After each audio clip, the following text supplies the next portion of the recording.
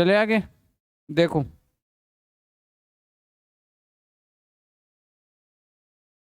तीन त्रिभुज देखना।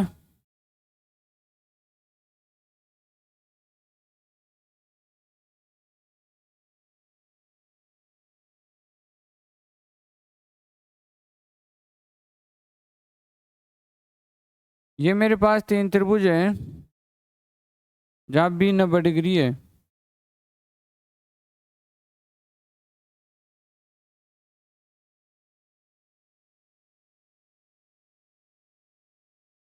अब मान सारणी के अकॉर्डिंग यहाँ पे क्या बातें हो सकती है वो समझना। ये अगर कोण थीटा,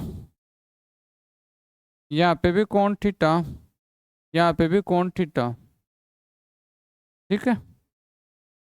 अब ये मत कहना सर ऊपर वाले को भी कुछ मानो, मैं एक जगह ही बता दूंगा, वो जो ऊपर वाली बातें भी होगी वो सारी। ये थीटा क्या क्या हो सकता है मान सारणी के अकॉर्डिंग? क्या 0 डिग्री हो सकता है मान सारणी के अकॉर्डिंग? नहीं होगा। फिर त्रिभुज कैसे बनाओगे? 0 पे तो 0 ही हो जाएगी।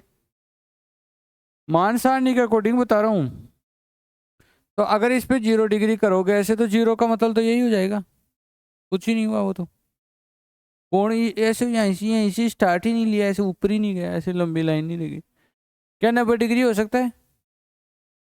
नहीं हो सकता। 90 ले होगे तो ये भी खड़ी हो जाएगी, ये भी खड़ी हो जाएगी, त्रिभुज कैसे बनाओगे? तो क्या हो सकता है? 30 डिग्री, 30 डिग्री हो सकता है, 60 डिग्री हो सकता है, और 45 डिग्री हो सकता है। यही तो तीन चीज हो सकती है ना। तो जो ऊंचाई दूरी के प्रश्न है उसमें ये तीन ही कोण बनेंगे कन्फर्म है। या तो 30 डिग्री या 45 डिग्री या 60 डिग्री, या नहीं बनेगा तो फिर अल्फा बीटा कुछ ऐसे नाम ही देगा, कोण नहीं देगा आपको। तो मैं क्या कर रहा हूं, इन तीनों कोणों के ऊपर पहले ही लंब, आधार और कर्ण का रेशियो पहले से फिक्स करवा रहा हूं आपको, ताकि जो भाग बोले ना हम उस भाग के बराबर लंबाई चौड़ाई मानते रहेंगे। ठीक है। तो पहले मेरे को बताओ tan 30 का मान कितना था? tan 30 का मान था 1/√3। tan 45 का मान कितना है? tan 45 का मान है 1/1। और tan 60 का मान क्या है? √3/1। ठीक है। तो मेरे को ये बताओ कि जब जब थीटा बराबर 30 डिग्री होगा तब लंब का मान कितना इकाई होगा? 1। लंब बटा आधार है तो ये तो रहेगा 1 यूनिट। आधार कितना रहेगा? √3 यूनिट। और कर्ण कितने यूनिट रहेगा? 2 यूनिट। तो जो भी प्रश्नों में आपको दे दे, या तो आधार से दूरी दे दे या सीधी दूरी दे दे या वो सीडी की दूरी दे दे, आप उतने भाग बराबर उतने भाग को मान लोगे।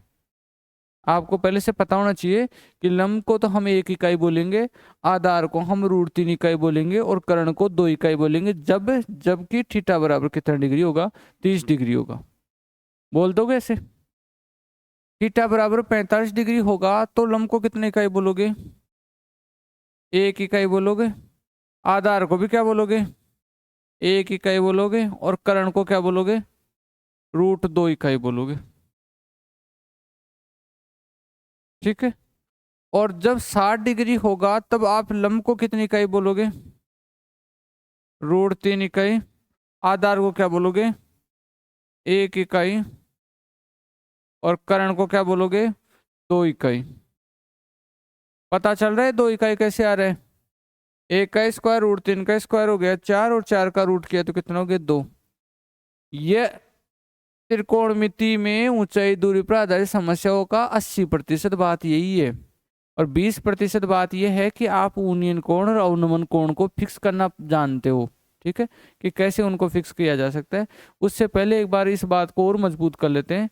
तो बताइए, जब 30 डिग्री का कोण बने तब लंब, आधार और कर्ण का अनुपात क्या रहेगा? तो लंब, आधार और कर्ण का अनुपात क्या रहेगा जब 30 डिग्री का कोण बनता है तब? तो 1/3 और 2। और जब 45 डिग्री का कोण बनता है तब बताइए लंब आधार और कर्ण का क्या रहेगा, 1 1 और √2। और जब 60 डिग्री का कोण बनेगा तो लंब आधार और कर्ण क्या रहेगा, √3 1 और 2। ये बातें आराम से ध्यान में रह जाएगी सबके, ठीक है लिख लो।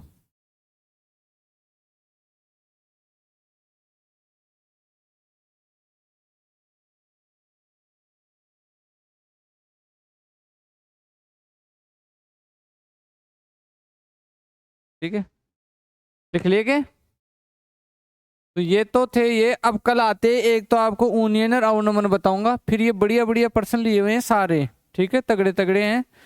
और हार्ड को और इजी को बिल्कुल भी ना देखे हुए, और खूब प्रश्न दिए हुए हैं इसमें इस पार्ट से रिलेटेड। ये सारे करेंगे अपने 7-8 प्रश्न जितने भी बनते हैं। और उसके बाद में ये मिनिमा मैक्सिमा के बारे में कुछ बताऊंगा, फिर इसके कुछ क्वेश्चन करेंगे। ये सारे क्वेश्चन करेंगे अपन, ठीक है। और फिर ये 50 प्रश्न होने के बाद में पूरे 50 प्रश्न मिक्स के प्रश्न करवाऊंगा, ठीक है, ठीक है ना।